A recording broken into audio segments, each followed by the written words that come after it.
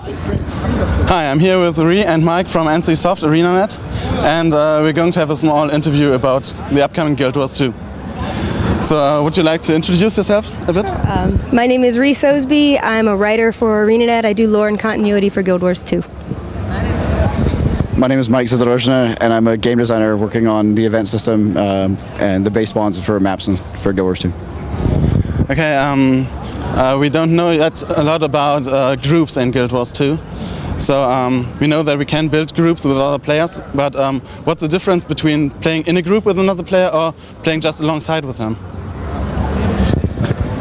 It really comes down to like chat and that sort of things. Like, well, in parties we'll give you a specific chat for your group, but there's a lot of benefits that for all players. So like loot is still shared, EXP is still shared when you're in a party or not in a party. So the distinction is really about how you want to communicate with your friends at this point. Another thing that is a little different is in Guild Wars 2, as you're going through a story, it's very personalized to your character, and the only people that can go into that story with you are people you've invited into your group or you've invited into that story. So whereas you can go out in the world and play a dynamic event with any number of players, whether they're in your group or not, there are parts of the game that you have to specifically invite others to come and experience with you. That includes dungeons as well. Yeah. Okay, is there a maximum number of players I can have in my group? Right now 5. Okay. Will it be raised for some elite missions? No. Okay. Planning 5. Planning 5. Okay. Another question is elite missions. There will be dungeons. Yes. And will there be some areas full of elite monsters where I should go into a group to defeat them? The dungeons are designed to be a little harder than most other areas because they're designed for teams. They're not designed for single player. The dungeons have 2 modes. There's the story mode, which is we really want everyone to play through, so it's not quite as hard as it could be. But the repeatable mode we're making very difficult because we want players to feel like they have content to conquer, that they need to work as a team and really strategize to get through. Okay. Another question based on groups. There are guilds in Guild Wars 2, of course. What do we know about guilds right now? Not a whole lot. Not a whole lot. So we don't know how many people can be in a guild. Okay. Another question. In Guild Wars 1, I could go into one guild with my complete account. Will this be true in Guild Wars 2, or will I have one guild for one character only? So it's a little bit different for Guild Wars 2. You can actually be associated with multiple guilds. You can choose which kind of guild you're displaying at a particular time. Beyond that, we haven't really kind of talked about it. Okay. Then about skills. The skills system is completely different. I learn skills when I use my weapons. Will I always learn the same 5 skills, or is there some kind of skill tree I can choose between with one weapon? The weapons have their own skill sets, and you'll always learn those skills with that weapon for your class. Like a ranger using a bow will have different skills with a bow than a warrior with a bow. But the other skills on your bar you can swap out a little bit more, but they're not related directly to your weapons. Okay. So one of the other things that you can do is that we're going to have traits that'll modify some of the skills and give you a little bit more of a kind of the deck building and the uniqueness that your bar wants to have versus somebody else's. Okay. How can I learn those additional skills that are not based on my weapon? Do we already know that? We haven't said specifically like where they're all coming from at this point, but it's like you can learn them from either from drops from monsters, either from whatever we want to do. Completing quests or personal story or certain events, karma rewards. There's just multiple ways we can reward them. Just how specifically we haven't talked about it yet.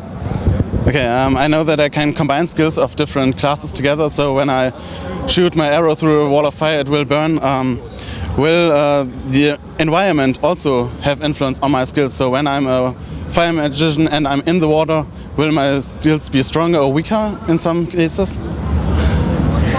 I know when you're in the water, we have a separate set of weapons that work in the water. So your skills will be different in the water and designed to be. Like a fire elementalist in the water has spells that cause bubbles of steam. And in that way, yeah, we're interacting with the environment. Okay. But that's because of the weapon he's using. Okay. In Guild Wars 1, I could always reset my status points. Can I do that in Guild Wars 2 as well? There will be some way to readjust your attribute points. Okay. Then just a few questions about character creation. When I create my character, I choose how it looks like, how his hair is cut. Can I change that afterwards in any way? We haven't talked about it yet. We haven't really gotten into that. So. Now, it's fair to say that we did something like that for Guild Wars 1. so It's we potentially possible. probably would want to do it. Okay, yeah. so in Guild Wars 1 I could change the color of my armor. Will that be then possible in Guild Wars 2 as You well? can do that right off the bat. When you create a character at the very beginning of the game, we give you a base template of colors, just a limited range of colors, so that immediately upon coming into the world, you can already have dyed the starter armor you have. Okay, right can off the I bat. change these colors later? Yeah. So in the hero panel right now, there's actually an icon you can click. That'll bring up all the colors you have unlocked on your character, and then you can actually re-dye anything you want. And you start with a base set of colors, and then you go out and achieve other sets. And this system is using kind of a smart technology right now where, like, if you set, like, in your intro, like when you make your character and you want to be like all green, when you pick up a new piece of armor and you equip it, it remembers that you chose green and will try and adjust the new piece of armor to match the same colors you already chose. Okay, that's mostly the question we have about Guild Wars 2. So what do you like most at Guild Wars 2 at the work there? You know, it's a great team. It's an awesome environment. We're very open, very collaborative. There's not an idea that usually is, you know, starts from beginning to finish without some sort of interaction from other people and kind of refining and trying to make a great idea. It's a lot of fun. It's very similar to kind of when you're going and doing dynamic events where you go with a bunch of people and you never know how it's going to turn out because, you know, Ree's going to come join in with, you know, a guardian and I'm going to be in with a thief, and somehow our interactions are going to change the pace of the event. So it's really fun. Okay. I agree with Mike that one of the best things about working at ArenaNet is the team and the way we work together. And it's the way we kind of inspire each other. An artist will come over and go, I drew this thing, can we have it in the game? And the story people will try to make a reason why, okay, I could see a certain race inventing that or having that in the game. Someone who is developing skills will come up to us and say, how do I name this? And we'll come up with a story for it. Or they'll already have a story and it'll contribute.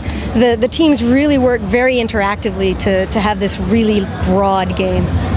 Okay, one last question. If you would release Guild Wars 2 tomorrow, which race and profession would you play and why? Right now, I've been playing a Sylvari engineer a lot because the idea of a plant with a flamethrower is just hilarious to me. Yeah, I played that yesterday. Great fun. And you? Human thief. Why? Thief class is very, like in all the MMOs and the games I played, very much kind of a stealth kind of based class, someone who goes and attacks. A lot of the teleports and things that we have on the class just make it a lot of fun. Human just because I'm a traditionalist. I know, I'm kind of leaning towards the Asura now that I've seen the animations, and they're a lot of fun. Okay, thanks a lot for your time. So keep up the good work at the game. Thank you. Bye. Okay, thanks.